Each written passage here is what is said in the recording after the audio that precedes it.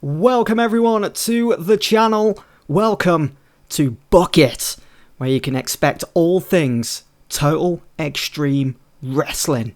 Today marks the beginning of my AEW save as Tony Khan, the owner. But before I get into the first episode of Dynamite, I just want to quickly state why I've made the decision to start in the first week of August. So back in March, the whole world was pretty much put on lockdown due to the pandemic that is the coronavirus. Now we know in real life both WWE and AEW, they continued to put out content, either live shows or tape shows. But the premise of this series is that everyone and everything was put on lockdown for 5 months. Sporting events could not take place, but finally, after those 5 months, countries have started to open back up, allowing things to go back to normal. I mean, little can be said about that in real life at the moment. We're not sure when that's going to happen.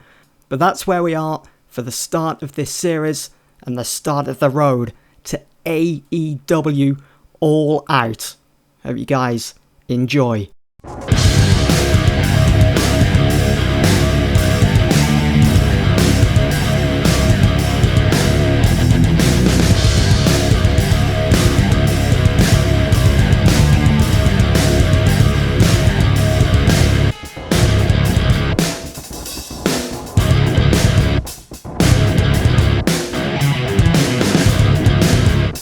So the first episode of AEW Dynamite begins after 5 months on lockdown with the arena pitch black. Cody, dressed smartly and with a smile on his face, stands in a beacon of light in the centre of the ring and goes on to say, "A few months ago, I stood here in this exact same spot and told you I never considered my world as small before, how small we all are. Being in lockdown simply clarified to me how important what we do really is. It was important that we stood together, but at a distance. Through such a testing time, through living inside a prison of fear, again, I refuse to live in fear because I feel alive, and I'm still alive. And for as long as my heart keeps beating, I will forever fight for this business. Nothing will ever stand in its way. Nothing will ever stand in the way of All Elite Wrestling. Welcome back, everyone." So fantastic segment rating to open Dynamite this week, the first week of August. Cody welcoming fans back to AEW, watching at home, and also, more importantly, those that are in attendance at Daly's Place. The reason he cut that promo before lockdown was to tell everyone that there won't be any AEW for 5 months or so, or until they knew otherwise, and here we are, pretty much restarting everything. We move in to the next segment, and as Dynamite by No One Hero continues to blast away through the speakers, the camera switches to the commentary table where good old JR, Excalibur and Tony Schiavone sit. JR goes on to say, after 5 long months, AEW Dynamite is back live and in colour here on TNT. Excalibur, it's so great to be back, JR, and back behind this desk alongside yourself and Tony. And Tony then goes on to say, isn't it just? Time went by way too slowly for my liking. And JR, well, how about we get this show started then? It was never going to be an amazing segment. It's just the 3 commentators hyping things up for tonight, saying how great it is to be back once again here for AEW Dynamite. So a rating of 52. So we look ahead then to tonight's action. The main event will see AEW World Champion Jon Moxley against 1/3 of the Death Triangle, the Bastard, Pac, and also the AEW World Tag Team Champions Kenny Omega and Hangman Adam Page will also be in action. So the first match of the evening, I felt as though we had to involve the Bucks somehow. They were up against Private Party, similar match to that Tag Team Championship tournament that they had way back in 2019, and it was Private Party that got one over on the Young Bucks yet again, and it was Isaiah Cassidy that pinned Matt Jackson with a fast roll-up. Now, for some reason, I'm not sure why, but it doesn't mention that Santana and Ortiz of the Inner Circle, they did get involved. I did put it in the road agent notes, but for some reason it's not there. It got a segment rating of 65, really happy with that. Nick Jackson and Matt Jackson showing excellent chemistry together, and of course the same goes for Private Party. Nick Jackson, the standout performer in this match. On the dirt sheet, Nick and Matt Jackson covering everything basically. Bonus for selling, star quality, legendary gimmick. He's in there. Mark Quinn, Isaiah Cassidy. It's good to see that they're getting a bonus as well for their selling, their legendary gimmicks as well. I'm just a bit annoyed that it hasn't mentioned Santana and Ortiz getting involved at all with this match that took 13 minutes and 10. Tully Blanchard was the road agent. Mark Quinn and Isaiah Cassidy getting penalised for inconsistency. They did have a good match. Up next, backstage, we see Chris Jericho and Sammy Guevara walking backstage. They bump into Cody and Brandy, and Chris Jericho goes on to say, Cody, Brandy, what a pleasant surprise. You know, I'm actually glad I've bumped into you both because I can't get hold of Khan. Where the hell is he? Don't worry, tell him from me that 1, I'm still waiting for my thank you, and 2, I demand my AEW title back after it was stolen from me. Sammy Guevara seems to be getting a bit closer to Brandy Rhodes. That look in his eye. I mean, we have seen Sammy interact with Brandy in real life over the last couple of weeks. We just scroll down here. Cody replies with, Chris, you do know you lost to Jon Moxley at Revolution, don't you? He beat you fair and square. You're going to have to earn your rematch. You know as well as I do, there are no more stupid rematch clauses here in AEW. It's not like that other place. Jericho responds, shut your ass, Cody. If you or Khan aren't going to give me back my title, I'm going to take matters into my own hands. Come on, Sammy. Sammy Guevara mouths, call me, to a disgusted Brandy Rhodes. So again, another pretty decent segment rating, 61. This has also advanced the World Championship storyline between Jericho and Moxley. Cody and Arn Anderson are a good pairing. Cody benefited from having the groundswell of public support. If we take a quick look at the dirt sheet, Jericho, great gimmick, amazing heel. Sammy, a great gimmick also, being that heel that he is. And it's nice to see that Brandy's got a bonus there for a very good gimmick, although not much can be said for a gimmick when she was in the Nightmare Collective. But moving on to our next match is Hikaru Shida up against Dr. Britt Baker, DMD, in a bout that didn't have much heat and terrible wrestling. Shida defeated Britt Baker in 6:39 by pinfall. The segment rating getting a 45, which is actually quite decent to be fair, because quite a lot of women's matches in AEW, from what I've seen here on YouTube, they're getting low ratings. So a 45 is quite high actually, and it's really good to see, even though the match had terrible wrestling apparently, and Britt Baker getting penalised for being inexperienced and having inconsistency. So again, happy with the 45.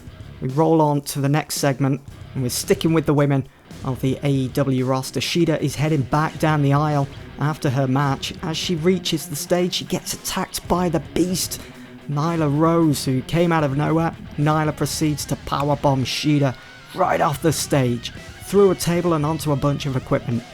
As the Beast, Nyla Rose, the AEW Women's Champion, looks on smiling Shida. He's stretched out with the neck brace on. And this segment absolutely tanked, coming up with a 19, really disappointing. I somehow managed to find a way around it. I mean, broadcasters from ITV4 vetoed this segment, so I managed to do a freestyle segment. That's probably what's gone against us here, but I wanted to add a bit of heat to the storyline and do something that's expected of Nyla Rose. Moving on to our next segment, Kenny Omega is backstage looking for Hangman Page. He eventually finds him sat in a makeshift deck chair, drinking from a can of beer. Kenny Omega, hey Page, seriously? We have a match up next against potential #1 contenders for our titles, and you're here drinking? Jesus, how many have you had? Actually, don't answer that, just don't have any more. Hangman, don't worry, this is just my first tonight, I'm okay. I'm ready to go out there. Proceeds to burp and do some cowboy shit. So we're still continuing the storyline with Kenny Omega and Hangman Page, which has been happening in real life. Kenny Omega nods his head, accepting that, walks away as Hangman Page drains his can and places it under the deck chair, where there are at least another 5 cans or so.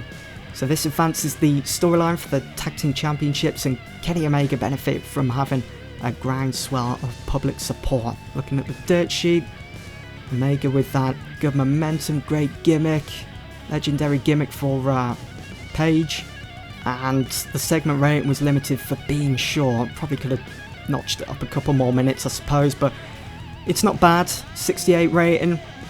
I'm happy with that. You know, it's backstage interactions. I don't expect too much from those. JR and Excalibur and Tony Schiavone announced the first ever TNT Championship tournament, which will begin next week. And we see a graphic of the tournament brackets. Not much to mention here in the notes. And don't forget, the TNT Championship hadn't even been thought of in this save. So here are the brackets. So first we've got Jeff Cobb and Marco Stunt. Pac will take on Colt Cabana in the first half of the quarterfinals. In the second half of the quarterfinals, Joey Janela up against Kip Sabian. And Lance Archer, the Murder Hawk Monster, against Orange Cassidy. It's official then, Jeff Cobb is now All Elite, and he will debut here on Dynamite next week against Marco Stunt in the TNT Championship. So our next segment sees Jake the Snake Roberts alongside Lance Archer outside, sitting by a fire. Lance Archer tended to it, and Jake Roberts goes on to say, "This business, professional wrestling, for the better part of 10 years has been nothing but an empty shell of its former self. It's been god-awful. It's been torn apart by people that think they know best. It's been beaten down and demolished.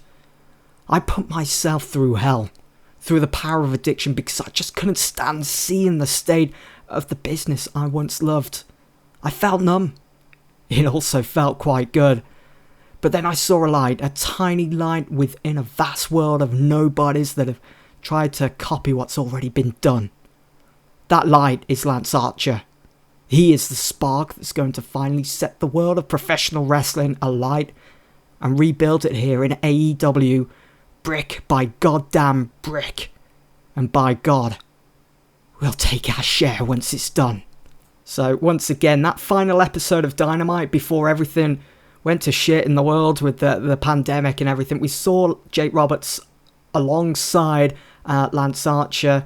You can see we've finished the promo with Lance Archer smirks at the camera as he throws another log onto the fire.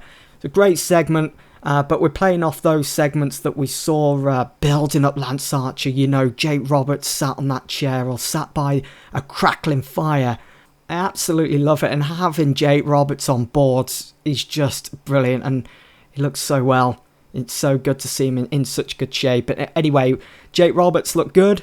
That's good to see. He also improvised well throughout the segment. He doesn't need a script. Jake Roberts benefit from having a groundswell of public support, as you'd expect. We only got a rating of 64, but I'm happy with that. It was a freestyle angle. I love writing out these promos. I know not many people do on TEW, but I thought, you know, if I'm going to be doing a series on it, I might as well write out the promos and try and add a bit more entertainment to it. But there we go, a 64, again, happy with that. So we move on to our next segment. It's a match, and it's the AEW World Tag Team Champions in action. Hangman Adam Page and Kenny Omega in action against the Hybrid 2. It was a decent match, which Page and Omega defeat the Hybrid in 11:46 when Hangman pinned Angelico with a turn the page. In terms of in-ring work, it was Kenny Omega that was head and shoulders above everyone else. He is a ring general. The downside to this was the fact that the match was a wild brawl and it was poorly placed because the crowd were not buzzing. They weren't ready for it. So that's the only negative coming from this tag team match, which saw a rating of 64. Evans got a bonus, I should say, of selling and charisma. Let's have a look. Hangman was penalised for inconsistency. Yeah, he'd already had about 5 or 6 beers before this match, if we cast our minds back to that earlier segment with him and Kenny Omega. So there we go. Again, the tag team champions, of course, looking strong, continuing to be strong. They had to win this match. As we move into our next segment, after the match, Angelico and Jack Evans start to make their way up the ramp when from behind they get attacked by Pentagon Jr. and Olay Phoenix. Kenny Omega has seen enough. He gets out of the ring and Pentagon Jr. Ray Phoenix back off, staring him down whilst Hangman Page is outside the ring taking beer from members of the crowd, which he was doing before this whole pandemic. If we remember, they had to stop that at one point for one episode. Because obviously sharing beers when there's the coronavirus around, yeah, it's not very, very healthy. But this advances the storyline for the AEW World Tag Team Championships. The announcing quality lifted the segment. The colour commentary gave the segment a boost. Omega benefited from having groundswell of support. And there's Pentagon Jr. with a legendary gimmick. Ray Phoenix, legendary gimmick. The segment rating was increased due to the Tag Team Championship storyline's high heat, so that's really good to see. A rating of 44. We move into our next segment. Matt Hardy is seen standing next to the lake of reincarnation. I, Damascus, am ready to use this vessel of Matt Hardy to once again conquer the wrestling world. Next week, on the show of shows, the explosion of Dynamite will happen and you will all be there to witness and document the debut of I, Damascus, within the squared ring of ropes. I am laying out a proposition to anyone, even the ass of the whole Chris Jericho, to face me in a battle I coin the All Elite Deletion. Yes. Yeah, excuse the impression, but there we go. Matt Hardy with an open challenge for next week. He will return to the ring, return to AEW Dynamite, and the reason we're stuck on Dirt Sheet, I'm not going to change that because the way I've titled the storyline actually spoils who accepts his open challenge next week. So you guys, you're just going to have to stay tuned. You're going to have to tune in for the next episode to find out who that is, who accepts Matt Hardy's open challenge. Don't miss it. It's next week here on AEW Dynamite. Up next, it's another angle, I know, but this one, there's always time for a bit of MJF and Wardlow, surely. MJF, he's dressed to compete and accompanied by Wardlow as they make their way to the ring. He also has a mic in hand. So boy, here we go. I know. I've made you all wait long enough. I just couldn't help myself. The first episode back and all, I just had to be a part of it. Remind you all what you've been missing out on and that I'm better than you, and you all know it. I'd also like to remind you all that back at Revolution, I pinned Cody. God, I'm good. That's one down, one to go. Dustin, old pal. It's time to retire, don't you think? It's time to take you out back and put you out of your damn misery once and for all. What do you say, old fruit? One last hurrah. You and me are all out. Hell, what have you got to lose? Oh right, yeah, nothing. Because you have achieved nothing in this business. Why not save me a job and just announce retirement, and then maybe you can work behind the scenes with your jerk-off brother who continues to wallow about his own shortcomings. So this promo, kicking off a storyline, kicking off a program with him and Dustin Rhodes. Obviously we know that MJF had that match against Cody back at Revolution in Feb. Now he's turning his attention to Dustin. He plans to absolutely rampage through the Rhodes family and finish off the Nightmare family once and for all. And what a way by doing that, finishing off Dustin Rhodes and retiring him altogether. And again, it's a sort of offer that Dustin Rhodes is always going to accept. He's going to get into the ring. We're just going to have to wait and see how it plays out. But this segment rating gets a 67. MJF did a masterful job of improvising interactions with the crowd as expected. We move into the next segment then. Because MJF was in match gear, he goes into a match against Colt Cabana. In a decent match, MJF defeated Colt Cabana in 9:49 by pinfall with a fast roll-up. So it wasn't an out-and-out win as you'd expect. But MJF obviously playing up to the crowd, being that heel that he is, with the fast roll-up against Colt Cabana. It's just exactly what you'd expect. And Wardlow didn't even need to get involved in this match. He was at ringside, of course, because he came down for that opening promo. It got a 63. The announced quality lifted the match. Yeah, again, really happy with that. We move into our next segment as we do near the end of Dynamite this week, and it's Evil Uno, Stu Grayson, Alex Reynolds and John Silver that are seen sat around a table as Brody Lee enters the room. He takes a seat at the head of it. Brody Lee goes on to say, "Gentlemen, thank you for joining me here today.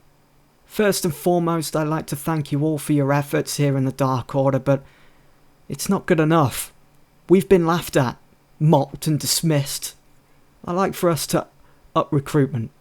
We need more members. When we have those, we are going to spread out into this world, this company, and help those that aren't so fortunate, to help those that can't help themselves, that may want to better their lives. We're going to show them. So next week, Evil, Stu, I want you both to go to Dynamite and show them what they're all missing out on. Don't let me down." So, Brody Lee, Mr. Brody Lee, I should say, he stands up, straightens his tie and leaves. The rest of the Dark Order sat around the table, looking at one another, probably a bit hesitant to move or do anything, but segment rating tanked a little, 37. Wished it could have done a bit better than that. Evil Uno struggled because other people weren't following a script. It was only Brody Lee that wasn't following the script. Everyone else was. So why is he against that? I'm not sure. But anyway, next week, Evil Uno, Stu Grayson of the Dark Order in action once again here on AEW Dynamite. Up next is our main event of the evening, with TV time remaining. It's Jon Moxley, the AEW World Champion, against Pac, 1/3 of the Death Triangle. And in a bout that had fantastic heat and great wrestling, Moxley defeated Pac in 16:52. The announcing quality lifted the match. Moxley benefited from having a groundswell of public support, and the match got the crowd buzzing. Segment rating of 71. Great match that. Dirt Sheet, Moxley getting a bonus for selling charisma, star quality. Pac selling charisma, going all out. That's really good to see, as we are on the road to all out. And obviously the segment rating got a bonus with the refereeing from Aubrey Edwards, main event referee here in AEW. And if we move on to the next segment to close out AEW Dynamite this week, after the main event, as Jon Moxley's music plays and as he slowly tries getting back to his feet after that hellacious match against Pac, Chris Jericho, Sammy Guevara run out to the ring. Jericho steals Moxley's AEW World title from the timekeeper's table, with Sammy Guevara acting as his backup. Can just imagine it being all comedic with the way Sammy Guevara goes about it. Then both begin to head back up the ramp. Jon Moxley catches on to what's happening. As he goes to pursue, Jake Hager jumps the fan barricade and hits Jon Moxley with a big boot out of nowhere. Dynamite closes with Le Champion Chris Jericho kissing the AEW World title, and both Sammy Guevara and Jake Hager flanking him, putting their middle finger up at a hurting Jon Moxley, and Tony Schiavone saying, "We're out of time. Thanks for watching." The segment rating getting a 50. Moxley benefited from having a groundswell of support. The angle got the crowd hotter. This is really good, especially for the ending of Dynamite. It leaves a lot of things open, and I'm already feeling really excited to put together episode 2. I do hope you guys have enjoyed it as well. So if we finish the show, let's see our overall rating. Wow, yes, I'm really happy with that. Overall rating of 73. The show increased our popularity in 17 regions. The worst segment of the night was the Beast Nyla Rose attacking Hikaru Shida when she powerbombed Shida off the stage and putting her in a neck brace. But overall, I'm really happy with that, with it being a part of one of my first ever real saves on a TEW game. Happy with the start of this series. We move on then to our rating. As you can see, we got 73. We had an attendance of 2,386. The show achieved a 1.11 TV rating with 835,000 viewers, which is pretty realistic for real life. It was shown on ITV4, it got 0.04 TV rating, but on TNT, the one that matters the most at the moment for AEW, we got a 1.07 with 803,000 viewers watching. So again, a really decent start to this save, I think. I'm really happy. Let's hear what you guys think in the comments below. Let's go quickly now and have a look at how NXT did. Alright, so okay, our show rating was slightly better as they got a 70, but they achieved a 1.53 TV rating, 1.1 million viewers in total. Their USA network drew 1.53, which drew a 1.1 mil viewership over on the USA network. So, show rating, is it the ratings that matter the most, or is it actually the amount of viewers? Either way, I think it's been a really good start to this series with AEW. I do hope you guys have enjoyed. Maybe consider hitting that subscribe button, hitting the like button if you enjoyed, and let me know what you think in the comments below. But that's it. Thanks for watching this episode here on Bucket. I'll see you all soon for episode 2 of AEW Dynamite.